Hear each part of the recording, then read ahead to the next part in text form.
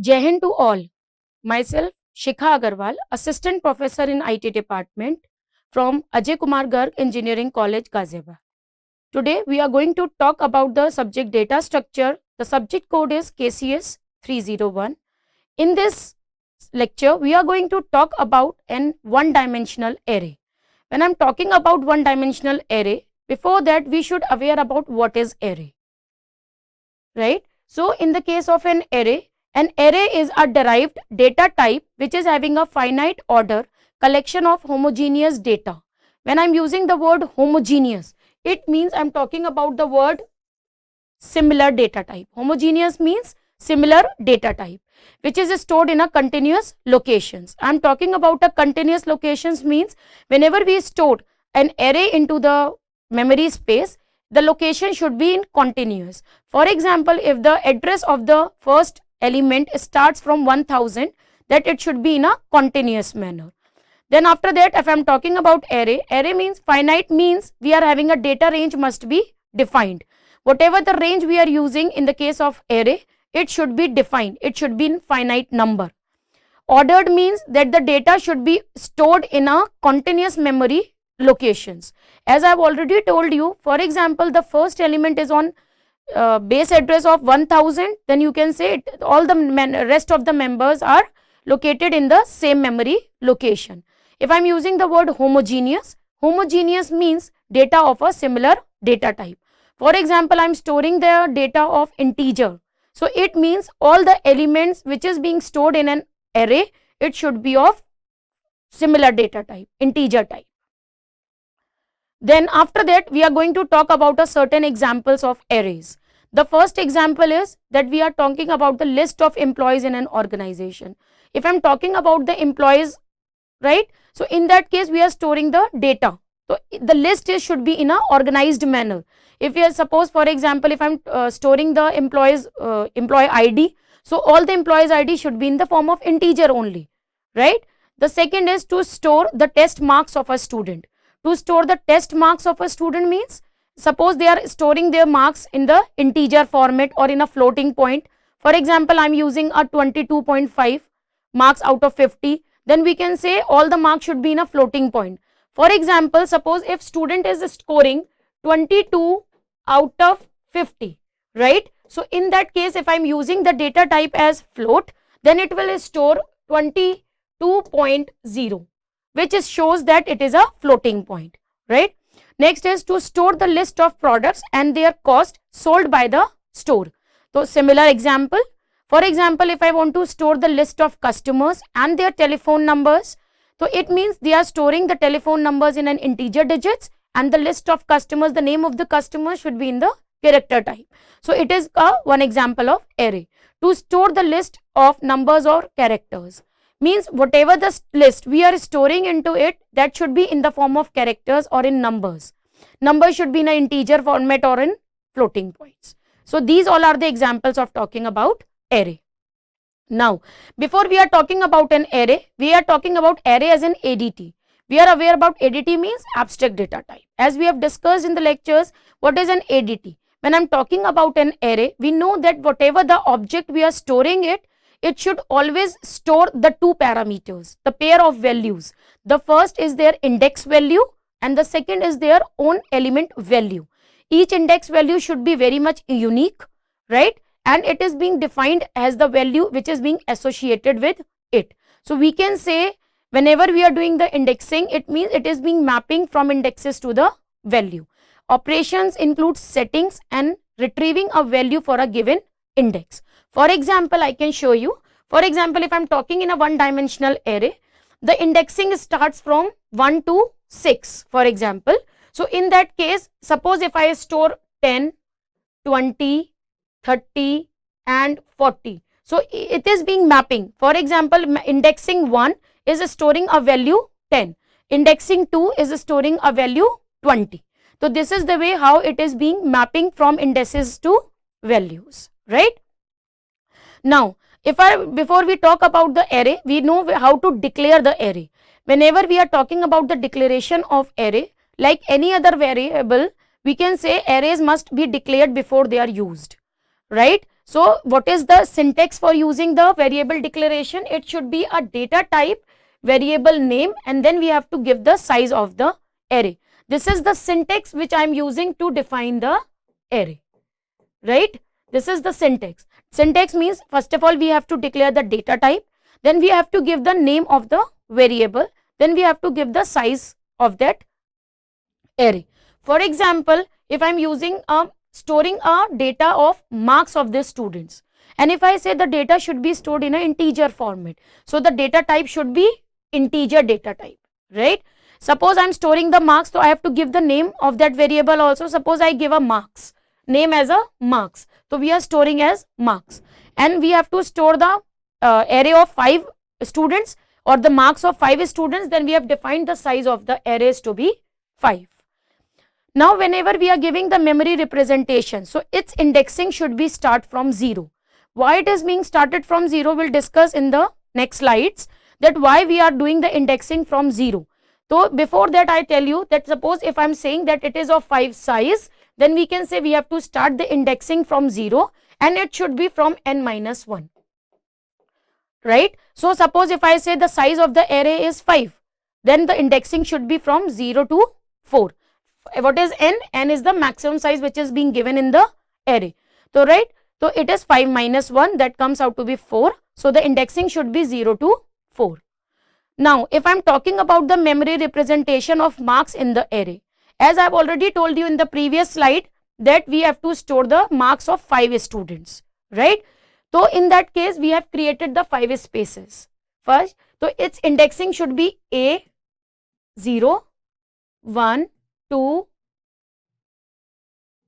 3 and 4, and in each numbers we have to store their values. So if I am talking about the array elements into that array, so we can say if I am saying the base address of the first element is 1000, means the starting address from where the first element is being started. So we can say if it is 1000 and if it is having a location into the memory, for example the first address is called as the base address, which is 1000, for example. So base address, what is base address? Memory location of the first element of the array. As in the previous example I have told you that the data should be of integer data type. If it is an integer data type, then we can say if it is an integer data type, then integer is a data type and marks is the name of the array and having the size 5. It means that it can contain only the 5 elements of integer data type. That's why the size will be starts from 0 to n minus 1, and we will store the addresses from marks 0 to last element will occupy the marks 4, and we have done the memory representation. Now before we start with, we have to discuss the certain important points. First of all, the first important point is individual element of an array can be accessed by the specifying name of the array followed by the index or subscript, which is integer number specifying the location of the element within inside the square brackets. Just for example, if I am talking about the previous example, if I am writing this way, so this is called as a square brackets in which we are indexing the first element. Fine. The first element of the array is having an index 0. Why we have to start from 0? Because that we will discuss in the next slide. And simultaneously, as we have discussed that array is a continuous homogeneous data type. So it means if it is continuous, then it means we are storing the elements in a continuous, or you can say consecutive memory allocations. Fine. Now after that, if I want to calculate that how many number of elements are stored in an array, so for that sake we have to find a one equation that the size of the array or the length is being given by the following equation. We have to calculate it by using this formula.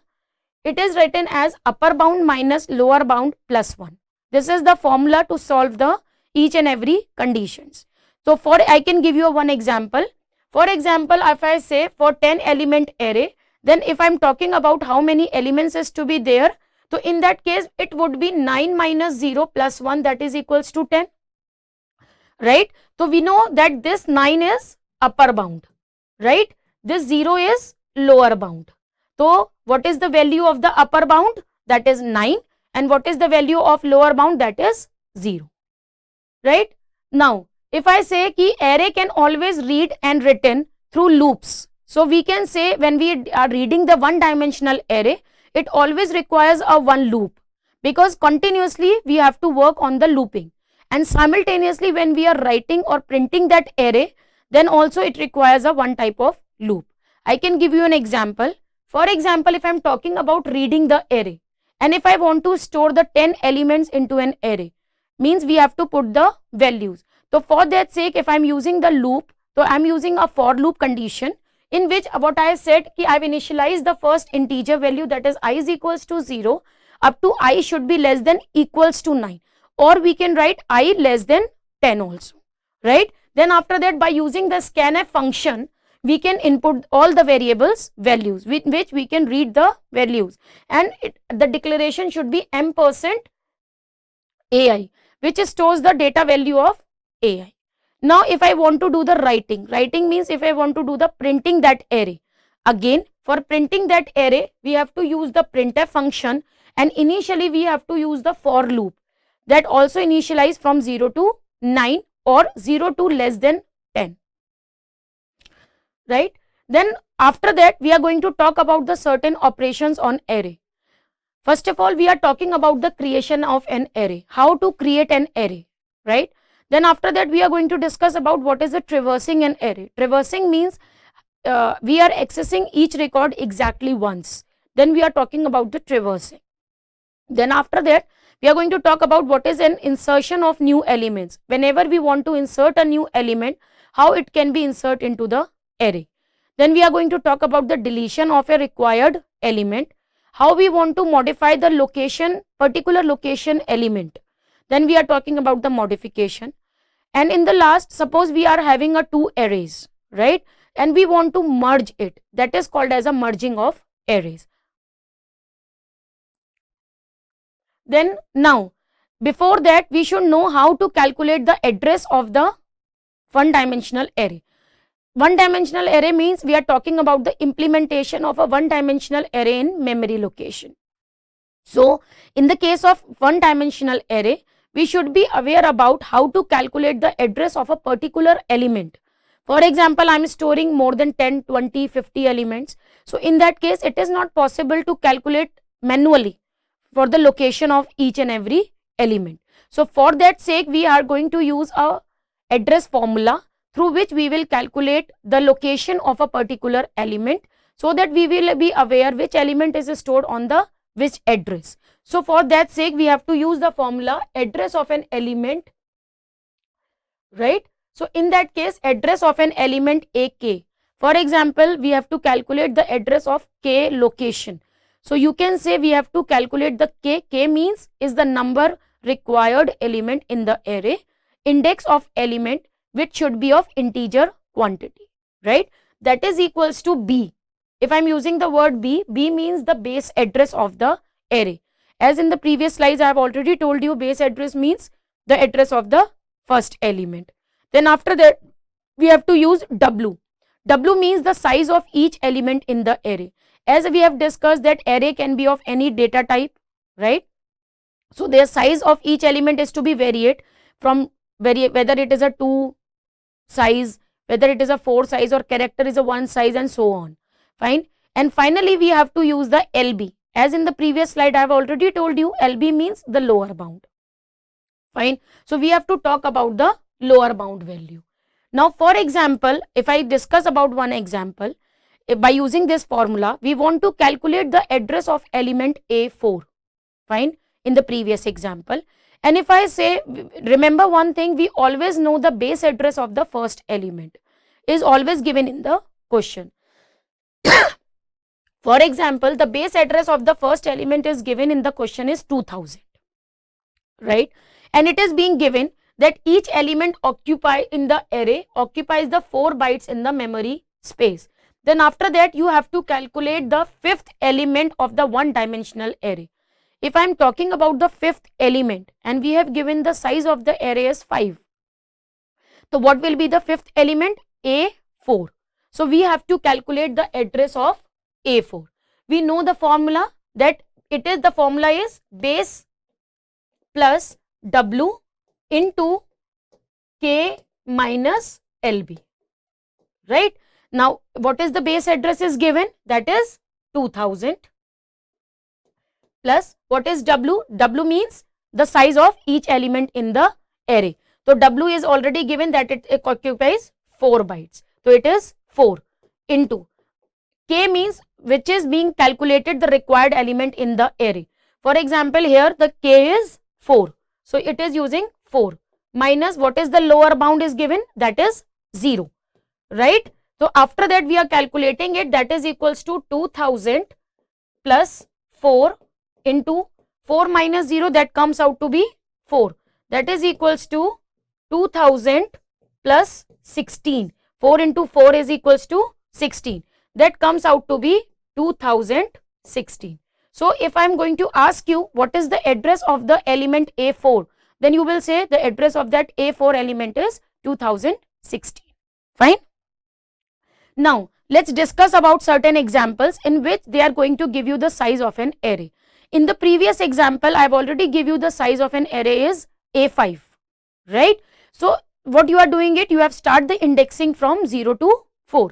But suppose if it is given in the question that from where the lower bound is, what is the upper bound and so on. So, in that case, we will discuss the certain examples, then you have to calculate the address of each element. Suppose it is given in the array A is equals to -1 up to 10, which indicates that -1 is the lower bound value of the array and 10 is a upper bound value of the array. So, we can say what is the total number of elements into the size, and after that it is given the bytes per cell, that is equals to 4 bytes. It means the value of W is equals to 4, right? Then after that we are going to talk about BA. BA stands for base address, means the first address in the memory representation, that is given as a 2000. We have to find the number of elements. If I am talking about the number of elements, in the previous slide I have already told you to calculate the total number of elements. Formula is upper bound minus lower bound plus 1. Now, from the given question, what is the upper bound value? That is 10. Now, what is the lower bound value? That is -1. Remember one thing, if it indicates from -1, then the indexing should be -1, 2, 3, -1, 0, 1, 2 and so on. So, it will be -1, right? Then plus 1, minus minus plus 1, that comes out to be 11 plus 1, that is equals to 12 elements, right? Then after that we have to calculate the address of the A7. In the formula of the A7, when we need to calculate, here the base address plus W minus I minus lower bound, right? What is I? That is given in the question, that is 7. So, for that sake, when you will calculate the base address of this question, that comes out to be 2032, fine. Now, suppose in that question we have given the array size which is starts from negative indexing, right? Now, let's talk about the next example. For example, it is given in the array that A is equals to 1 is to 15, which indicates that 1 is the lower bound value, 15 is the upper bound value, bytes per cell that is given is equals to 3, right? So, we are talking about bytes per cell is equals to 3 means each data is of 3 size, right? Base address is given as 1000. We have to find the address of A9, fine. So, first of all we have to check whether the A9 exists between the given array or not. If it does not exist, then you are not able to calculate the address of that element, right? But if it exists, then we have to use the formula. What was the formula? Here we know the formula is base address A plus number of upper bounds into I minus lower bound address of A19. What is the base address? It is given 1000 plus 3, the size of the byte cells, that is 3. It is given in the question. Now, after that we have what is I? I is already given, that which element address we need to calculate, that is equals to 9, right? So, the value of I is 9. Then what is the minus lower bound? What is the value of lower bound? That we have to use from this question. The lower bound is 1. So we have to use 1. After doing the calculation, we are getting the address of A9, that is equals to 1024. Is it clear too? Now I have discussed the two examples, right, in which I have already shown you the terms and conditions. Now we'll solve this question, right, in which we have to calculate the three things. The first of all, it is given an array in which it is given as 5:55, right. So if I'm talking about 5:55, we know 5 is a lower bound value and 55 is a upper bound value, fine. Then it is given the base address, that is the value of B, that is equals to 300. This is B. Then after that, words bytes per cell, it is equals to 4. So the value of W is also given as bytes per cell. First question is, we have to calculate the number of elements. Now we know to first part we are going to discuss about number of elements. In the case of number of elements, we have read the formula, that is upper bound minus lower bound plus 1. Can anybody tell me what is the value of lower bound? That is 5 and upper bound is 55. So in this case, we are going to talk about 55 minus 5 plus 1. That comes out to be 50 plus 1. That is equals to 51. So we can say the total number of elements in the array is 51. The second question comes out the total memory allocated. As it is given that each element bytes per cell is 4 bytes. So if I am talking about the total memory allocation, how many elements are there? 51. So in that case, the second part is total memory allocated equals to number of elements into word per size. So that comes out to be 51 into 4. That comes out to be 204. So the total memory allocated is 204, right? So after that, the third part is we have to calculate the address of A15. First of all, we have to check whether the A15 exists between A5 is to 55. Yes, it exists between. So after that, we will calculate the address, that is equals to base address, that is 300 plus number of bytes, that is 4 into I minus lower bound. What is I? That is 15 minus what is the lower bound? That is 5. So that comes out to be 300 plus 4 into 15 minus 5 is 10. That comes out to be 300 plus 4 into 10, that comes out to be 40. That is equals to 340. Fine. Now after that, we have to calculate the address of A40. In the case of A40, again we have to check the range, whether it exists into this range or not. Yes, again it exists. So we, in this case, we are going to calculate the base address, that is 300 plus 4 into, this is the words byte bracket. We have to calculate for 40. So that is 40 minus lower bound, that is 5. That comes out to be 300 plus 4 into 40 minus 5, that comes out to be 35. So that is come to be 300 plus 140. That comes out to be 440. Now the address of A40 is 440. Fine. Last, we are going to talk about the A60. See, if I am using the word A60, now let's see the range. It is written as A5 is to 55. Fine. When it is starts from 5 and it ends from 55, how it could be possible to calculate the address of A60? Is array exist? Yes or no? No, it will not exist. So in this case, you are not able to calculate the size of A60. Why? Because it does not exist. Now I will show you the results. Now in this example, I have told you the number of elements as 51. The size of an array is 204. The address of first element is similar to 340, right? And in the case of A40, we have calculated the size is 440. And in the case of A60, it does not exceed the size of an array, hence the array does not exist, because this type of an array does not exist, because the range is already given as A55 to A5 to 55. Fine. Now, I will discuss one more question, because we have already studied that we have to start the indexing from 0, right? So, see the example. If I am talking about A 1:7, in the case of A 1:7, what is the lower bound value? That is 1. What is the upper bound value? That is 7.